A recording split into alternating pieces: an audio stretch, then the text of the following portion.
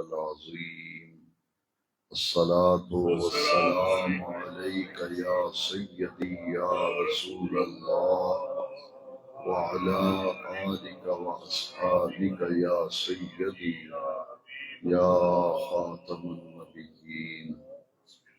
صدر محفل گرامی مرتبت جناب الحاج محمد شریف صاحب چشتی زیدہ مجدو، سرپرست اعلیٰ درس قرآن و حدیث، معزز و محترم سامعین کرام، درس قرآن و حدیث کی ماشاءاللہ ماہانہ محفل ہے، اور یہ اسلامی سال کے مہینے ربیع الاخر میں منعقد ہو رہی ہے۔ اس ماہ مبارک میں غوث الثقلین، محبوب سبحانی، قطب ربانی، شہباز لامکانی، سیدنا عبدالقادر جیلانی رضی اللہ تعالی عنہ کا وصال مبارک ہوا، اور آپ کے وصال مبارک کے اس مہینے میں پورے عالم اسلام میں انفرادی اور اجتماعی طور پر آپ کی یاد میں محافل کا اہتمام اور انعقاد کیا جاتا ہے۔ مساجد میں، مدارس میں اور مختلف مقامات پر اجتماعات منعقد ہوتے ہیں، اور انفرادی طور پر اپنے اپنے گھروں میں قدریہ، ختم غوثیہ، 11ویں شریف کا اہتمام اور انعقاد کرتے ہیں۔ آج کے اس مبارک اجتماع میں درس قرآن و حدیث کی نورانی محفل میں قرآن مجید اور احادیث مبارکہ کی روشنی میں اولیاء کرام، اولیاء اللہ کے درجات، ان کے مقامات، ان کی عظمت شان پر مختصر گفتگو کے بعد حضرت غوث الثقلین، غوث العظم سیدنا عبدالقادر جیلانی رضی اللہ تعالیٰ عنہ کے چند فضائل اور مناقب، اولیاء کاملین کے مقامات اور درجات ہم سمجھنے کی کوشش کرتے ہیں۔ قرآن مجید کے 11ویں پارے میں سورہ یونس کی آیت نمبر 62 ہے، جس میں رب ذوالجلال نے ان عظیم لوگوں کے مقام اور ان کے مرتبے کو بیان کیا، بلکہ ان کے لیے اس آیت کریمہ میں اولیاء اللہ کا لفظ استعمال کیا، اور اولیاء اللہ یہ ولی اللہ کی جمع ہے۔ ولی کا معنی ہے دوست، قریب۔ چونکہ جن کو اولیاء اللہ کہا گیا سورہ یونس کی آیت نمبر 62 میں 11ویں پارے میں، یہ اللہ کے قریب بھی ہوتے ہیں، اللہ کے دوست بھی ہوتے ہیں، کیونکہ ولی کے عمومی طور پر بہت سے معنی ہیں، ان میں سے 2 معنی بہت مشہور ہیں، ایک قریب ہونا اور ایک دوست ہونا۔ تو جتنے بھی اولیاء اللہ ہیں معنی کے اعتبار سے یہ اللہ کے قریب بھی ہوتے ہیں اور اللہ کے محبوب بھی ہوتے ہیں۔ بے نیاز رب نے آیت کریمہ کا آغاز لفظ الا سے فرمایا۔ جہاں بھی قرآن مجید میں اللہ کریم کوئی اہم بات فرمانا چاہتا ہے تو اس سے پہلے لفظ الا استعمال ہوتا ہے، یعنی اس کے بعد جو بات آیت میں آ رہی ہے وہ بڑی ہی توجہ اور بڑی ہی غور و فکر کے لائق ہے، اور اسے غفلت میں نہ سنا جائے، بلکہ جب بھی سنا جائے تو پورے انہماک کے ساتھ، پوری توجہ کے ساتھ اس آیت کو سنا جائے۔ اس لیے اس سے پہلے الا کا لفظ آتا ہے، خبردار۔ اور ایک معنی اس کا یہ بھی کیا گیا، غور سے سنو، توجہ سے سنو۔ جیسا کہ ایک آیت کریمہ میں مثال کے طور پہ عرض کرتا ہوں، یہاں بھی الا ان اولیاء اللہ لا خوف علیہم ولا هم یحزنون. اب دوسری آیت کریمہ ملاحظہ فرمائیں جس میں الا کا لفظ آیا ہے. الا بذکر اللہ تطمئن القلوب. اس آیت کریمہ میں بھی پہلے الا کا لفظ آیا، یعنی خبردار، آگاہ ہو جاؤ، غور سے سنو کہ دل کا اطمینان، دل کا چین اور دل کا قرار وہ تو اللہ کے ذکر میں ہے. ان دونوں آیتوں میں الا کا لفظ پہلے استعمال ہوا. معلوم یہ ہوا کہ بڑی اہم بات ہے جس سے پہلے الا کا لفظ دونوں آیتوں میں استعمال ہوا. یہاں فرمایا اولیاء اللہ، الا ان اولیاء اللہ، یہ ولی اللہ کی جمع ہے اولیاء اللہ. فرمایا آگاہ ہو جاؤ بلا شبہ جو اللہ کے دوست ہیں، اللہ کے محبوب ہیں، اللہ کے قریب ہیں، لا خوف علیہم، ان پر کوئی خوف نہیں، ولا هم یحزنون، اور انہیں کسی قسم کا غم نہیں ہوگا. الذین آمنوا وکانوا یتقون، یہ وہ لوگ ہیں جو ایمان لائے اور انہوں نے تقوی اختیار کیا. الذین آمنوا وکانوا یتقون، یہ وہ لوگ ہیں جو ایمان لائے اور انہوں نے تقوی اختیار کیا. ولی کے لیے دو چیزوں کا ذکر کیا گیا بطور پہچان، بطور معرفت. اللہ کریم نے دو چیزوں کا ذکر کیا، ایک ایمان اور ایک تقوی. الذین آمنوا وکانوا یتقون، یہ وہ لوگ ہیں جو ایمان لائے، وکانوا یتقون، اور جنہوں نے تقوی اختیار کیا. ایمان جو ہے اس کا تعلق عقیدے کے ساتھ ہے اور تقوی کا تعلق عمل کے ساتھ ہے. ولی اللہ کے لیے دو چیزیں لازم قرار دی گئی اس آیت کریمہ میں، کہ ایک عقیدے کے اعتبار سے بڑا افضل و اعلیٰ ہو اور عمل کے اعتبار سے بھی بڑا افضل و اعلیٰ ہو. ان دونوں میں سے اگر ایک چیز اس کے ہاں نمایاں طور پر نہیں ہے تو وہ بھی کبھی ولی نہیں ہو سکتا. یعنی عقیدے کے اندر گڑبڑ ہو، عقیدہ خراب ہو، اور عقیدہ قرآن و سنت سے متصادم ہو، یا صحابہ کرام کے عقیدے کے برعکس اس کا عقیدہ ہو، تو وہ بد عقیدہ شخص ہے. اگر عقیدے میں گڑبڑ ہے تو تب بھی ولی نہیں ہو سکتا، اور عمل کے اندر اگر گڑبڑ ہے تو پھر بھی ولی نہیں ہو سکتا. یعنی عقیدے کے اعتبار سے بھی بالکل اس کے عقائد قرآن و سنت کے عین مطابق ہوں، اور صحابہ کرام رضوان اللہ تعالی مجمعین کے عقیدے کے مطابق اس کا عقیدہ ہو. اور عمل جو ہے اس کو قرآن مجید میں تقوی سے تعبیر کیا گیا کہ اتنا عمل اچھا ہو، اعلیٰ ہو، افضل ہو کہ دیکھنے والا ہر شخص یہ گواہی دے کہ یہ بندہ جو ہے یہ صاحب تقوی ہے، یعنی پرہیزگار ہے، اس کے پاس تقوی ہے، یہ متقی ہے. تو دونوں چیزوں کی گواہی جب عوام دیں، اس کے آس پاس رہنے والے لوگ اس بات کی گواہی دیں کہ یہ عقیدے کے اعتبار سے بھی بالکل صحابہ کرام رضوان اللہ علیہ مجمعین کے عقائد کے مطابق اس کے عقیدے ہیں، اور وہ ہے اہل سنت و جماعت. اس عقیدے کو دور حاضر میں اہل سنت و جماعت کہتے ہیں. عقیدے کے لحاظ سے یہ دیکھا جائے گا کہ عقیدے میں پکا سنی ہے یا نہیں ہے، اور دوسرے نمبر پہ عمل کے اعتبار سے تقوی تعبیر کیا گیا کہ وہ صاحب تقوی ہوتا ہے، پرہیزگار ہوتا ہے. اور جب تقوی کی ہم بات کرتے ہیں تو تقوی میں سب سے پہلا نمبر جو ہے وہ نماز کا ہے. باقی تمام اعمال جو ہیں وہ بعد میں آتے ہیں، لیکن تقوی کی جب بات کی جائے گی، پرہیزگاری کی بات کی جائے گی، متقی کی بات کی جائے گی، تو سب سے پہلے 5 وقتہ نماز میں دیکھا جائے گا کہ نماز کے معاملے میں اس کی کیفیت کیا ہے، پابند صوم و صلاۃ ہے یا نہیں ہے. اس کی وضاحت کے لیے میں عرض کروں گا کہ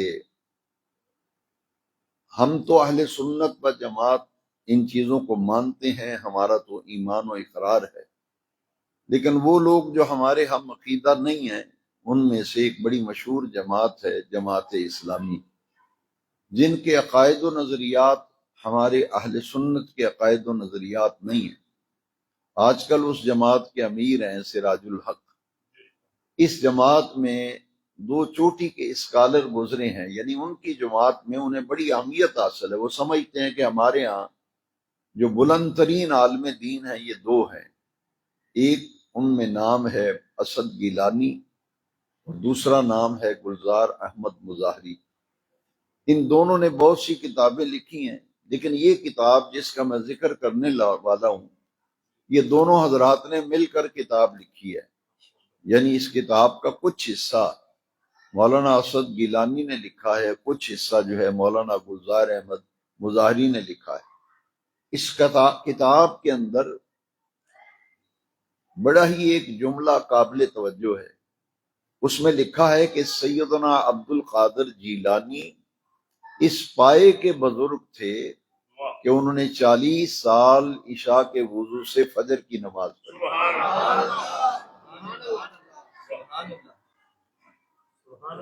اس پائے کے متقی تھے، یعنی پرہیزگار۔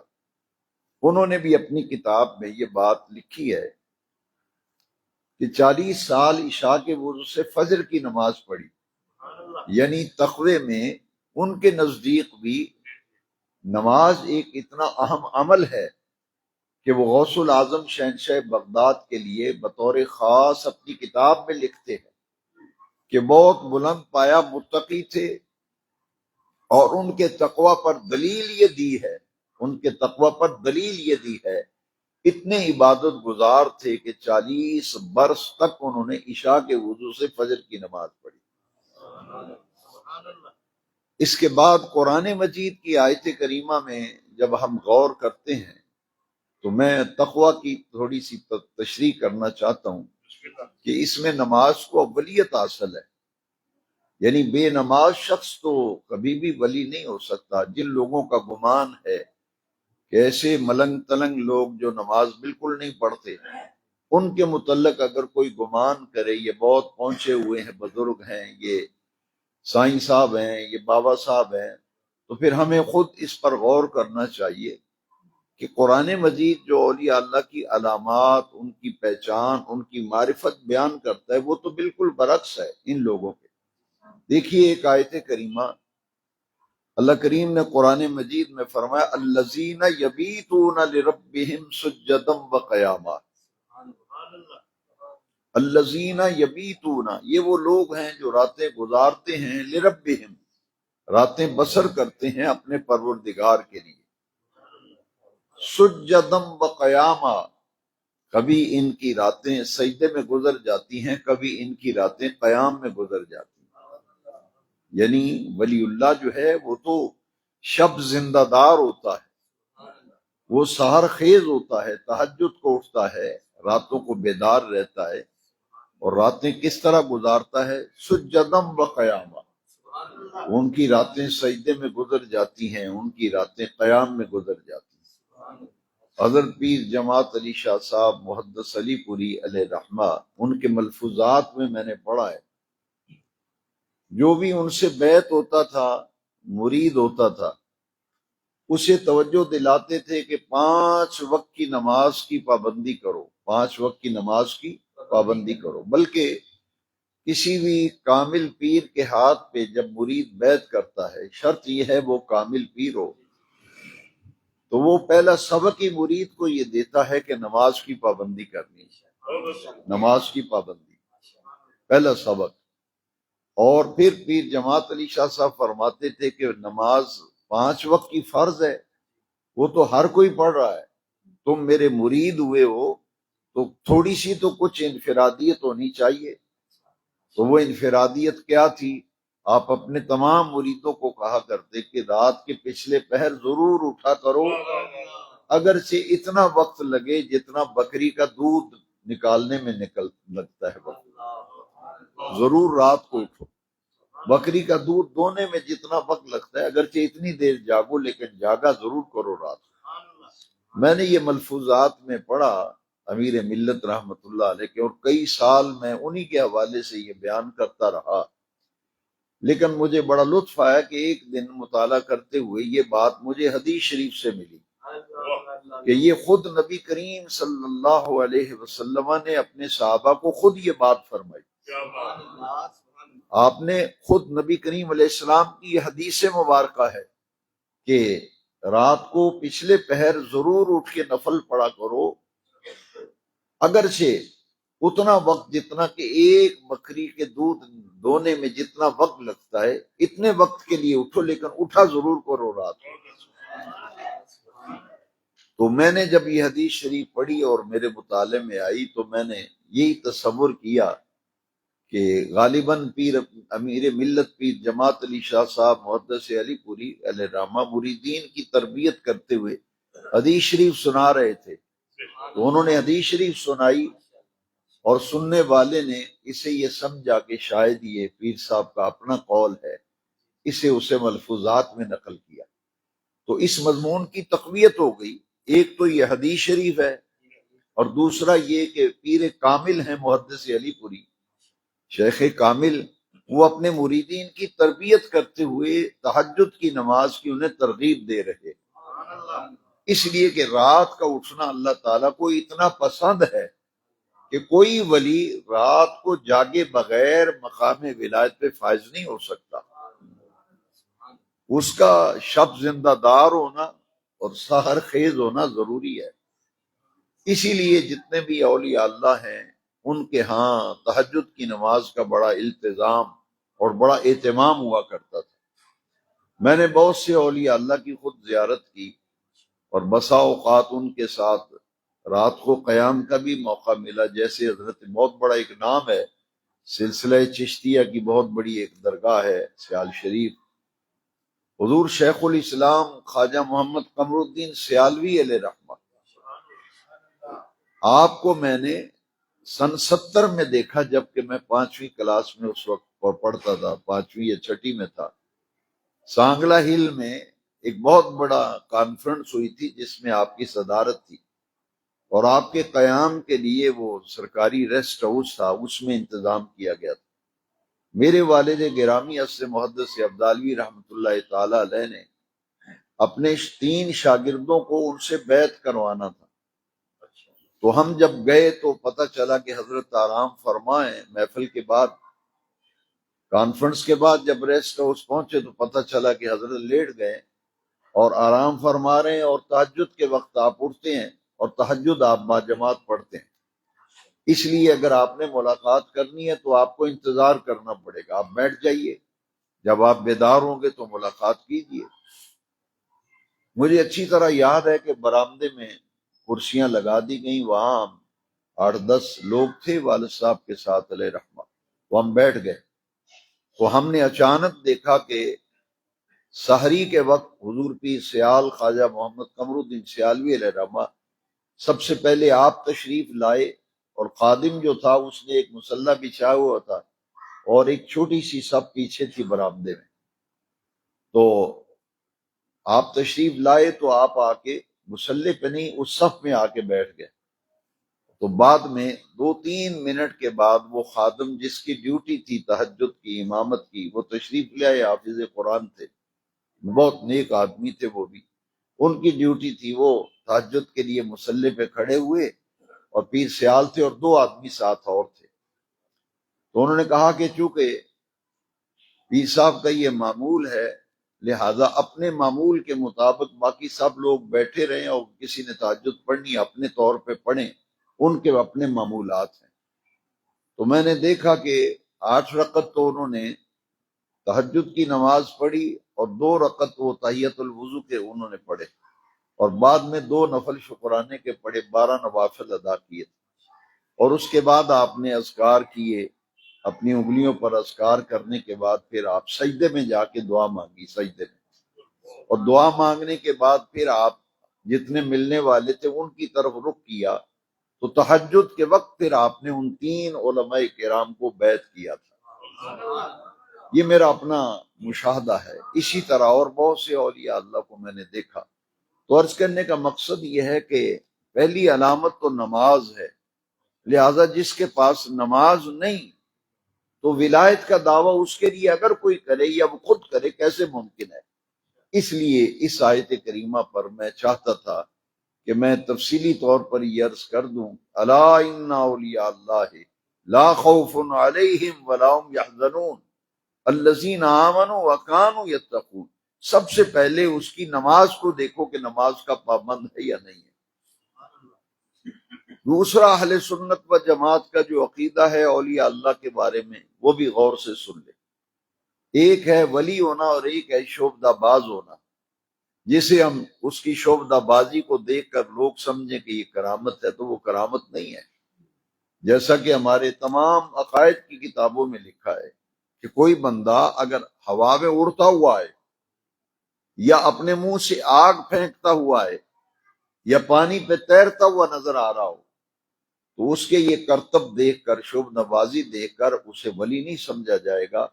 ولایت کا معیار یہ نہیں کہ ہوا میں اڑتا آ رہا ہے، ولایت کا یہ معیار نہیں کہ پانی پہ تیرتا ہوا آ رہا ہے، آگ پھینکتا ہوا آ رہا ہے، بلکہ ولایت کا معیار یہ ہے کہ عقائد کے بعد عمل میں بڑا عرفہ و اعلیٰ ہو، یہاں تک کہ شعبدہ بازی کو نہیں دیکھا جائے گا۔ جو بات چیک کی جائے گی، دیکھی جائے گی، وہ کیا ہے؟ اتباع سنت، اتباع سنت، کہ نبی کریم علیہ السلام کے مبارک طریقوں کو اپنی زندگی میں کس قدر اپناتا ہے۔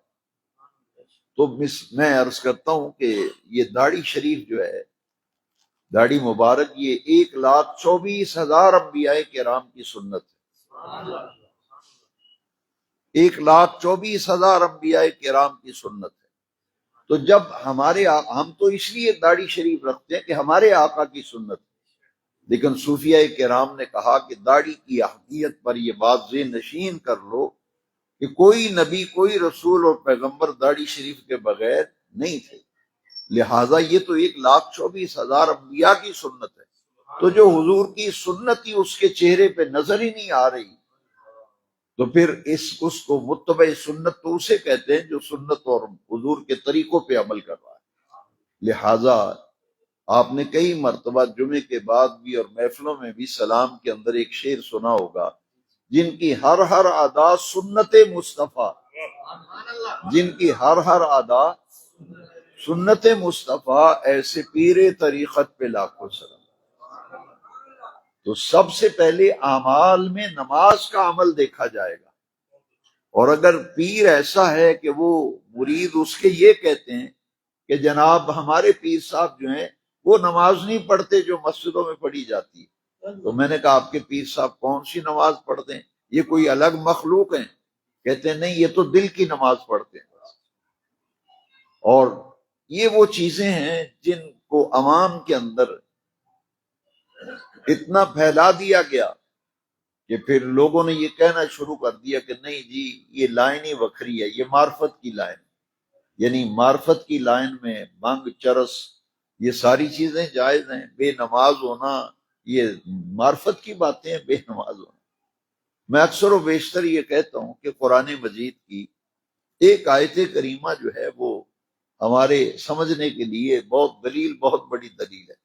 سبحان الذی اسریٰ بعبدہ لیلا من المسجد الحرام الی المسجد الاقصی، کہ حضور تو مسجد سے مسجد کی طرف گئے تھے معراج کی رات، مسجد حرام سے مسجد اقصی۔ تو جو لوگ مسجدوں سے الرجک ہیں، وہ باجماعت نماز نہیں پڑھتے، مسجد میں نہیں آتے، الرجک ہیں، مسجد کے نام سے الرجک ہیں، دین کے نام سے الرجک ہیں، اور لوگ کہتے ہیں سائیں ہو رہی ہیں، یہ بابے ہو رہی ہیں، بڑے پہنچے ہوئے ہیں، اور یہ نماز سے اوپر کی منزل ہے، نماز نیچے رہ گئی اور یہ ان کے بابا صاحب جو ہیں یہ نماز سے اوپر چلے گئے۔ میں آپ سے پھر ایک دلیل تو یہ قرآن سے میں نے عرض کی، اب حدیث شریف سے سنیں۔ جتنے بھی حاجی حضرات یہاں تشریف فرمائے، ماشاءاللہ ہمارے حاجی شیخ شفقت صاحب حج کر کے، حاجی محمد شریف صاحب، الحاج ملک محمد امین صاحب، اور بہت سے حاجی بیٹھے عمرہ کیے ہوئے، ان سے پوچھئے کہ ہر حاجی کی اور زائر مدینہ منورہ کی یہ تمنا اور آرزو اور خواہش ہوتی ہے کہ ریاض الجنہ میں نفل پڑھوں، ہے خواہش یا نہیں؟ ہر کسی کی، لیکن میں آپ کو ایک اور زاویہ نگاہ سے سمجھانا چاہتا ہوں کہ یہ ریاض الجنہ ہے کیا؟ ریاض یہ روزہ کی جمع ہے، روزہ کا معنی ہے کیاری، اور ریاض ہے جنت کی کیاریاں، جنت کے باغیچے، اس کا نام ہے ریاض الجنہ کا یہ معنی ہے جنت کی کیاریاں، جنت کے باغیچے۔ اور یہ وہ جگہ، اس کو مقام یہ کیسے ملا، یہ ریاض الجنہ کیسے بنا یہ مقام، اور یہ جگہ کون سی ہے، کہاں سے کہاں تک ہے؟ حضور نے خود اس کی نشاندہی فرمائی، ما بین بیتی و منبری روضۃ من ریاض الجنہ۔ حضور نے فرمایا میرے گھر اور میرے ممبر کے درمیان جو جگہ ہے یہ جنت کی کیاریوں میں سے کیاریاں ہیں۔ وہاں اب حاجی نفل پڑھتے ہیں، اب تو پرمٹ لینا پڑتا ہے، اتنا رش ہے۔ آپ اندازہ فرمائیں کہ وہاں پرمٹ لینا پڑتا ہے، اتنا رش ہے کہ، اور پرمٹ لے کے وہاں نفل پڑھنے دیتے ہیں حکومت سعودیہ۔ لیکن جو بات سمجھانا چاہتا ہوں کہ آپ اور میں مل کر غور کریں کہ ریاض الجنہ کی حقیقت کیا ہے۔ حقیقت یہ ہے کہ حضور نے فرمایا میرے گھر اور میرے ممبر کے درمیان جو جگہ ہے یہ جنت کی کیاریوں میں سے کیاریاں ہیں۔ تو حضور پانچوں وقت اپنے گھر کے دروازے سے اپنے ممبر کے پاس محراب میں تشریف لاتے تھے اور پانچوں وقت اپنے غلاموں کو باجماعت نماز پڑھایا کرتے تھے۔ حضور امامت خود فرماتے تھے۔ یہ ان کا ملنگ تلنگ پیر نماز سے اوپر نکل گیا ہے، تو جو ساری کائنات کے مرشد اعظم ہیں، آمنہ کے لال، وہ تو پانچوں وقت خود مصلی پہ تشریف لا کر حضور امامت فرما رہے ہیں۔ لہذا بڑی محبت سے آپ لوگ آئے ہیں، تو میں چاہتا ہوں کہ یہ ایک اپنے دل پہ بات لکھ لیں۔ بڑی پیاری بات ہے کہ حضور کے جہاں دن میں پانچوں وقت حضور کی گزرگاہ تھی، اور جہاں حضور گزرا کرتے تھے، جہاں پانچوں وقت نمازوں میں حضور تشریف لاتے، حضور کے قدم پاک اس جگہ پہ لگتے تھے، جو حضور کی گزرگاہ تھی اسے ریاض الجنہ بنایا گیا۔ قدوم مصطفیٰ کی برکت سے وہ جگہ ریاض الجنہ بن گئی، حضور کے قدم پاک لگنے کی برکت سے۔ پانچوں وقت حضور اسی جگہ سے تشریف لا کر امامت فرماتے۔ لہذا ولایت کے لیے یہ چیزیں ضروری ہیں، عمل میں بھی اور عقیدے میں بھی ایک نمبر عقیدہ ہو اور عمل بھی ایک نمبر ہو۔ اور اس کی مختصر وضاحت یہ ہے کہ اللہ کا ولی وہ ہے جس کا عمل دیکھ کر، جس کا چہرہ دیکھ کر، اس کا لباس دیکھ کر، اس کا اٹھنا بیٹھنا دیکھ کر مدینے والے کی ادائیں سمجھ میں آئیں، حضور کی ادائیں سمجھ میں آئیں۔ تو یہ ہیں، یہ داتا گنج بخش ہیں، یہ بابا فرید صاحب ہیں، یہ خواجہ غریب نواز معین الدین حسن چشتی اجمیری سنجری رضی اللہ عنہ ہیں، یہ خواجہ نظام الدین اولیاء ہیں، حضرت مخدوم علاء الدین علی احمد صابر کلیری ہیں، حضرت بابا فرید ہیں، یہ وہ لوگ ہیں۔ اور قرآن مجید میں ایک اور مقام پر اس بات کو واضح کیا جتنی باتیں میں نے آپ کو بتائی ہیں۔ دیکھیے قرآن کی آیت ہے، ان اولیاءہ الا المتقون، کہ اللہ کا ولی تو صرف وہ ولی ہیں جو متقی ہیں، جو پرہیزگار ہیں۔ تو جن کے دامن میں تقوی نہیں ہے تو ولی کیسے ہو سکتا ہے؟ شبدہ باز تو ہو سکتا ہے، ولی نہیں ہو سکتا۔ اب آئیے قرآن مجید کی ان آیات، چونکہ درس قرآن و حدیث ہے، ان آیات کو سمجھ لینے کے بعد اب سرکار غوث العظم کے تذکرے کو میں حدیث شریف کی روشنی میں عرض کرنا چاہتا ہوں کہ ان آیات کی روشنی میں دیکھیں کہ میں پہلے بتا چکا ہوں کہ غوث العظم شہنشاہ بغداد 40 برس عشاء کے وضو سے فجر کی نماز پڑھتے رہے، اور پوری امت کے اولیاء اللہ ہر امت میں ولی ہوئے ہیں، اسی طرح حضور کی امت میں بھی قیامت تک ولی ہوتے رہیں گے اور ہر دور میں ولی ہوئے۔ لیکن پوری امت میں غوث اعظم ایک ہی ہیں، سیدنا عبد القادر جیلانی رضی اللہ۔ اغیاث آتے رہیں گے، غوث ہوتے رہیں گے۔ اسی لیے یہ مسلمہ عقیدہ ہے اہل سنت کا کہ غوث اعظم درمیان اولیاء، غوث اعظم درمیان اولیاء، چوں محمد درمیان انبیاء صلی اللہ علیہ وسلم۔ کہ تمام نبیوں میں جو مقام میلاد والے آقا کا ہے، حضور کی امت کے سارے ولیوں میں وہ مقام سرکار غوث اعظم کا ہے۔ یہاں ایک بات میں بتانا چاہتا ہوں کہ کسی بھی اللہ کے ولی کا جب عرس ہوتا ہے تو اس میں اولیاء اللہ کی ارواح آتی ہیں، مقربین کی روحیں آتی ہیں۔ شاہ ولی اللہ صاحب محدث دہلوی نے اپنی کتاب کلمات الطیبات میں یہ لکھا ہے، ان کی فارسی تصنیف ہے، اس کے صفحہ نمبر 80 پہ لکھا ہے کہ دہلی کے اندر ایک اللہ کے ولی گزرے ہیں، حضرت مرزا مظہر جان جانا رحمت اللہ علیہ۔ انہوں نے ایک خواب دیکھا ہے جس کو حضرت شاہ ولی اللہ صاحب نے اپنی کتاب کلمات الطیبات میں نقل کیا کہ خواب میں دیکھا ہے کہ ایک محفل ہو رہی ہے، بڑی خوبصورت محفل سجی ہے، خوبصورت انوار و تجلیات کی بارش ہو رہی ہے، اور اسٹیج بڑا پیارا بنا ہوا ہے جس کے کونے پر حضرت شاہ بہاؤالدین شاہ نقشبند بخاری بیٹھے اور ایک کونے پر حضرت جنید بغدادی بیٹھے۔ محفل جاری ہے اور اچانک ایک صاحب اس اسٹیج پہ آ کے اعلان کرتے ہیں کہ حضرات تھوڑی ہی دیر کے بعد اس محفل میں مولا کائنات حیدر کرار اسد اللہ الغالب مولا مشکل کشا تشریف لانے والے ہیں۔ یہ اعلان ہوتا ہے، اور جب اعلان ہوا تو تھوڑی دیر کے بعد ایک کونے میں سے، جہاں محفل ہو رہی تھی، ایک کونے میں سے مولا علی تشریف لائے اور ساتھ ایک نحیف الجسم آدمی، کمزور اور بوریا نشین، وہ مولا علی کے ساتھ وہ بھی آ رہے ہیں، اپنی آغوش میں لیا ہوا ہے، اور مولا علی اسٹیج پہ آ کے جلوہ گر ہو گئے اور ساتھ برابر میں اس کو بٹھایا جو ساتھ آدمی آیا ہوا تھا۔ تو مرزا مظہر جانے جانا پوچھتے ہیں کہ میں نے ہمت کر کے پوچھا خواب کے اندر مولا علی پاک سے کہ حضور آج خیر ہے، اتنی بڑی محفل سجی ہے، آپ بھی تشریف لائے ہیں، یہ کس بات کی محفل ہے اور آپ کی جلوہ گری کیوں ہوئی اس محفل میں، کس مقصد کے لیے یہ سارا کچھ ہو رہا ہے؟ تو حضرت مولا علی پاک نے فرمایا مرزا مظہر جانے جانا سے امروز عرس غوث الثقلین است، امروز عرس غوث الثقلین است، آج غوث الثقلین کا عرس ہو رہا ہے اور میں ان کے عرس کی محفل میں آیا ہوں۔ امروز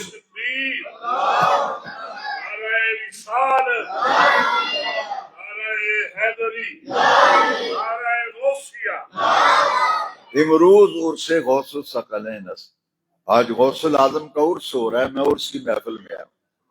شاہ ولی اللہ صاحب یہ خواب نقل کر کے نیچے ایک نوٹ دیتے ہیں، فرماتے ہیں اس سے معلوم ہوا کہ جب اولیاء کاملین کے آراس مبارکہ ہوتے ہیں تو اس میں بڑے بڑے اللہ والوں کی ارواح مقدسہ اس محفل میں جلوہ گر ہوتی ہے۔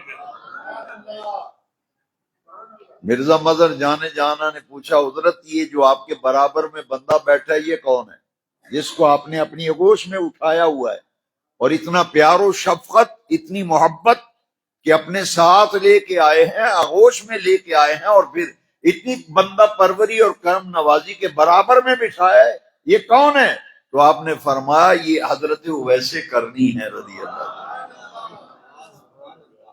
اولیاء کاملین۔ شاہ ولی اللہ صاحب جیسی ہستی نے اپنی کتاب میں سے لکھا۔ حاضرین محترم، اس سے اندازہ لگائیں کہ سرکار غوث پاک شہنشاہ بغداد پیران پیر دستگیر میرا محی الدین سید عبد القادر جیلانی کا یہ مقام ہے کہ ان کے عرس کی محفل میں مولا علی جلوہ گر ہیں، حضرت اویس کرنی کی روح مبارکہ تشریف لائی۔ غوث الثقلین کا معنی ہے جنوں اور انسانوں کے غوث، جنوں اور انسانوں۔ میرے نبی پاک رسول الثقلین، نبی پاک کا یہ مبارک لقب ہے رسول الثقلین، آپ جنوں انسانوں کے رسول ہیں، اور میرے غوث پاک غوث الثقلین ہیں، جنوں اور انسانوں کے غوث ہیں۔ اور آپ نے فرمایا کہ میرا مرید اس وقت تک مرے گا نہیں جب تک توبہ نہیں کر لے گا۔ اور میں نے رب کی بارگاہ میں دعا مانگی، میرے رب نے میری دعا کو قبول کر لیا۔ تو یہ قادری سلسلے میں بیعت ہونے کا یہ فائدہ ہے۔ لیکن ہمارے حضرت فرمایا کرتے تھے کہ چشتی ہو تو وہ بھی قادری ہے، سوروردی ہو تو وہ بھی قادری ہے، نقشبندی ہو تو وہ بھی قادری ہے۔ کیوں؟ فرمایا کرتے تھے کہ تمام سلاسل طریقت یہ سب غوث پاک کے فیض یافتہ ہیں، یہ سب غوث پاک کے فیض یافتہ ہیں۔ اب دیکھیے نا کہ غوث اعظم خواجہ غریب نواز کو لے کر مدینہ پاک خود سرکار کی بارگاہ میں حاضر ہوئے، اور آپ نے حضور کی بارگاہ میں عرض کی غوث پاک نے کہ میں معین الدین کو لے کے آیا ہوں، اسے قبول فرما لیجئے۔ فرمایا یہ تو ہمارا محبوب ہے اور ہم نے اس کی ڈیوٹی ہندوستان میں لگا دی ہے۔ تو آپ اجمیر شریف میں تشریف لائے۔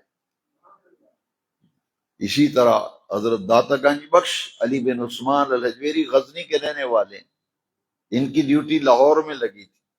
یہ اولیاء کاملین جہاں جہاں آرام فرما ہے، یہ اللہ تبارک و تعالی نے جو باطنی نظام بنایا ہے، روحانی نظام بنایا، یہ ان کے سپرد ہوتا ہے، یہ وہاں پہنچ جاتے ہیں۔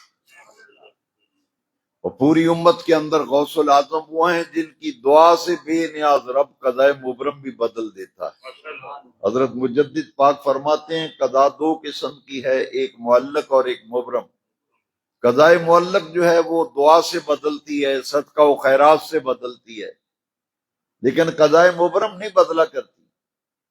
مجدد پاک نے لکھا ہے کہ حضور کی امت میں غوث العظم کو یہ مقام دیا گیا کہ اگر وہ قضائے مبرم کے بارے میں رب کی بارگاہ میں دعا کے لیے ہاتھ اٹھا دیں تو اللہ تعالیٰ ان کے ہاتھوں کو خالی نہیں لوٹاتا، ان کی دعا کو قبول فرما کر بے نیاز رب قضائے مبرم بھی بدل دیتا۔ اور قرآن مجید کے اندر لکھا ہے کہ تقدیر، لوگ کہتے ہیں تقدیر کے بارے میں بحث مباحثہ کرتے ہیں، لیکن میں قرآن سے عرض کروں گا یہ تقدیر صدقہ کرنے سے تبدیل ہو جاتی ہے، دعاؤں سے بدلتی ہے۔ یمحو اللہ ما یشاء ویثبت وعندہ ام الکتاب، قرآن مجید میں ہے۔ لکھتا بھی اللہ تبارک و تعالی ہے، مٹاتا بھی اللہ تعالی ہے۔ عندہ ام الکتاب، ام الکتاب کا مالک وہ ہے جو چاہے لکھ دے، جو چاہے مٹا دے، قادر مطلق ہے۔ اقبال نے اسی تقدیر معلق کے متعلق کہا ہے کہ نگاہ مرد مومن سے بدل جاتی ہے تقدیریں، جو ہو ذوق یقین پیدا تو کٹ جاتی ہیں زنجیریں۔ ایک پنجابی شاعر نے بھی یہاں تباہ آزمائی کی ہے۔ پنجابی شاعر بھی کہتا ہے بندے رب دے دعا کر کے، بندے رب دے دعا کر کے تقدیر بدل دیں دے، لکھی ہوئی لہو قلم والی تحریر بدل دیں دے۔ تو یہ دعاؤں سے اور صدقات و خیرات سے تقدیریں بدلتی، لیکن قضائے مبرم جو ہے وہ تبدیل نہیں ہوتی۔ امت میں غوث العظم کو یہ مقام ملا، وہ ہاتھ اٹھا دیں تو اللہ ان کے ہاتھوں کو خالی نہیں لوٹاتا۔ محبوب سبحانی، قطب ربانی، شہباز لامکانی سیدنا عبد القادر جیلانی رضی اللہ، آپ کی شان محبوبیت کا اندازہ لگائیں۔ میری امام احمد رضا اعلیٰ حضرت علیہ رحمت و رضوان نے بڑی پیاری بات سمجھائی اپنے کلام میں کہ غوث العظم حضور کی بارگاہ میں ہماری سفارش کرتے ہیں، اور نبی کریم علیہ السلام رب کی بارگاہ میں ہماری شفاعت کرتے ہیں۔ امام فرماتے ہیں نا یا رسول اللہ صلی اللہ علیہ وسلم، تیری سرکار میں لاتا ہے رضا اس کو شفیع جو میرا غوث ہے اور لاڈلا بیٹا تیرا، جو میرا غوث ہے اور لاڈلا بیٹا تیرا۔ اور غوث کا معنی یہ ہے فریاد رس، اور فریاد رس کا معنی بھی سمجھانا پڑے گا کہ جب کوئی فریادی فریاد کرے تو اس کی مدد کے لیے جو پہنچے اس کو غوث کہتے ہیں۔ آپ نے فرمایا میرا مرید اگر مشرق میں ہو اور میں مغرب کے اندر ہوں اور میرا مرید مجھے مدد کے لیے پکارے تو میں مغرب سے چل کر مشرق میں مرید کی مدد کے لیے آتا ہوں۔ یہ روحانی نظام ہے جس کا حدیث شریف میں بھی ذکر ہے۔ حضرت ساریہ رضی اللہ تعالی عنہ آپ نہامت میں جنگ کرنے گئے ہوئے تھے، کیا حضرت عمر نے ممبر پہ بیٹھ کے نہیں فرمایا تھا یا ساریۃ الجبل؟